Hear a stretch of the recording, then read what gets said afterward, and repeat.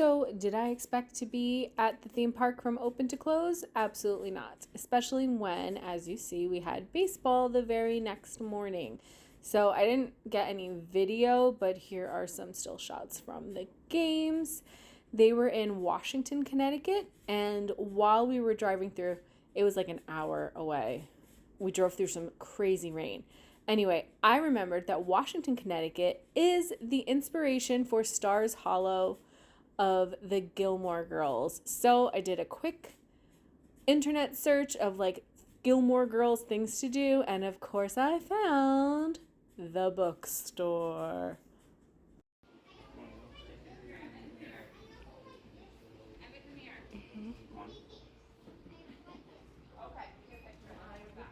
Oh, is this the Gilmore Girls section?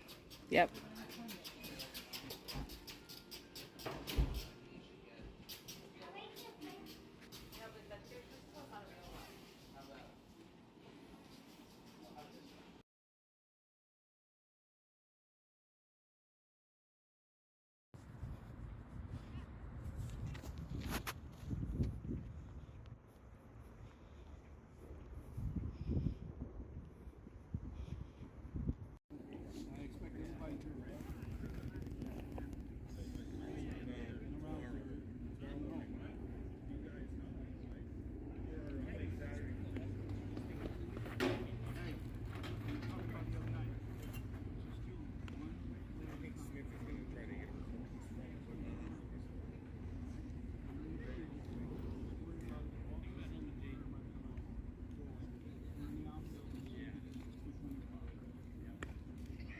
Hamden on three. One, two, three. Hamden.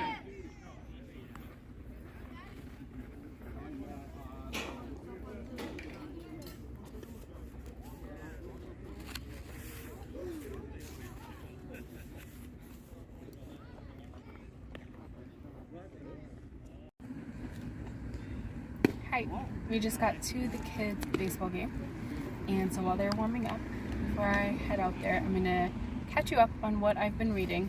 Mood Swings by Frankie Barnet is the author. This was a cover discovery. I absolutely love the purple pony on the cover. Very nostalgic, reminded me of toys I had as a kid, and also, Pink Pony Club is like the song that plays in my head 24/7 for like the past month, I swear.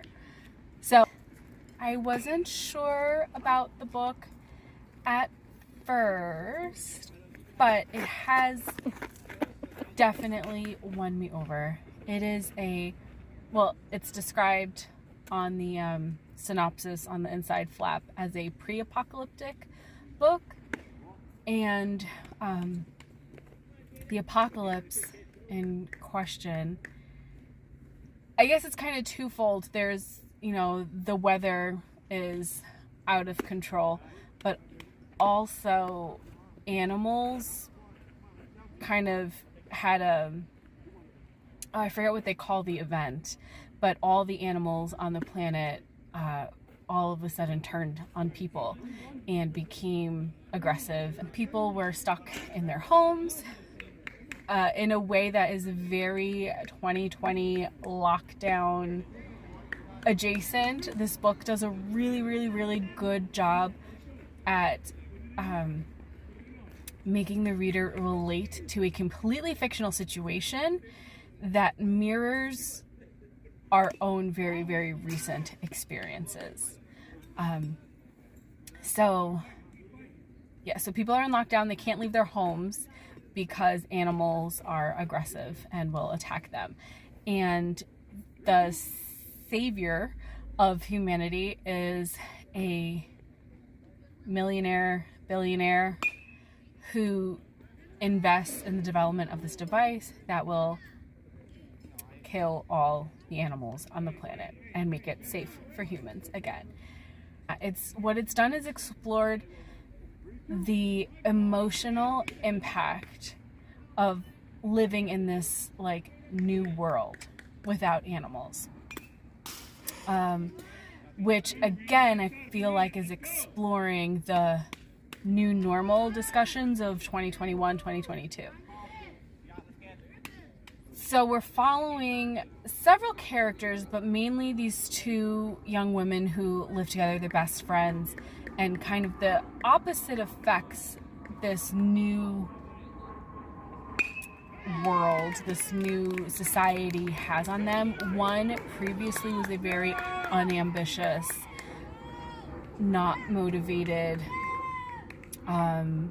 just kind of getting along, doing the bare minimum kind of person who has found ways to capitalize in this new society. She's created, or she's basically created self-businesses for herself, doing things like selling plants to people as companion pets, or dressing up as a dog and meeting people in hotel rooms so that they could reenact their what having a pet was like for them. And so she's filling a need in this new world in a way that gives her purpose. And then conversely, her best friend, the female friendship dynamic there is yucky. But her best friend, conversely, was someone who was very achievement motivated prior, and is now one of the many people who just find the world to be without hope. Like, what I'm really loving is the tone that the generation having lived through this crisis feels like there is no future, and the weight that has on people, feeling like there is nothing to look forward to. And in a really sad, dark way, I get it. And then there's now a plot line where the same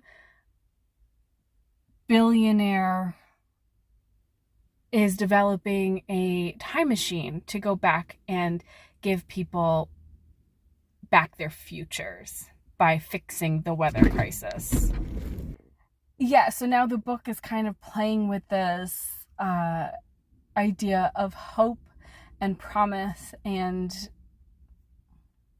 this wealthy savior complex.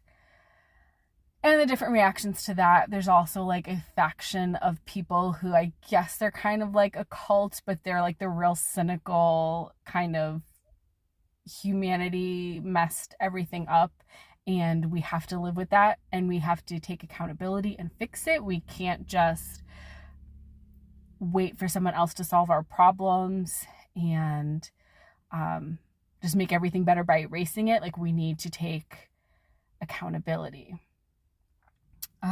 So it's just a very interesting. The tone, however, I think I described it in a previous video as being cold, where I prefer emotional reads. And so the tone of the writing is not emotional, but I've been able to get enough character development to know that they are having emotional reactions to the situation they're in. They're just kind of detached. And it, I think, comes from a feeling of hopelessness. So I'm really liking this book. It's a very exaggerated and sarcastic examination of, or like parallel to, what we're going through worldwide. I will say it does feel like a very white book. There's some mention of, like, in talks of like going into the past and fixing where we went wrong, of it's a Canadian book, so there's been talk about going back in time so that the boarding schools never happened.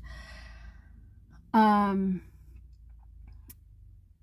people saying, well, you're just fixing a problem by erasing it instead of having accountability that like we did that and like we should feel guilty. So there's also, it's kind of playing with that discussion of like book banning because history makes people uncomfortable, and like, no, we need to sit with that discomfort and do better.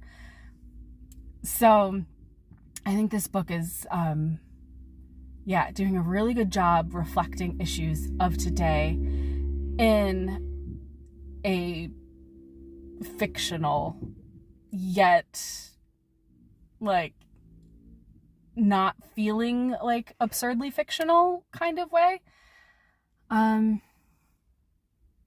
I'll let you know a star rating when I finish it. I'm like 87% of the way done.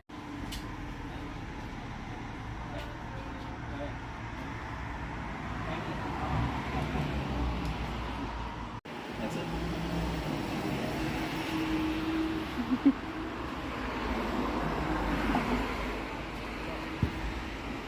Spiders and you.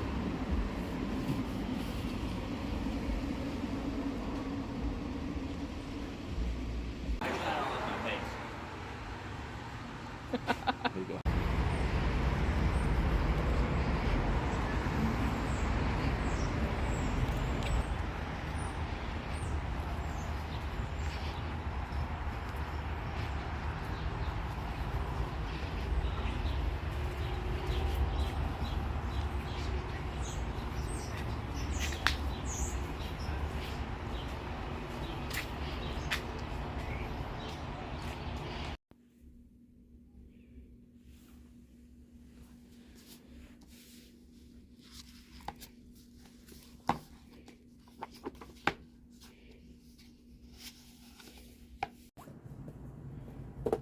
I'm back. So I finished it this afternoon.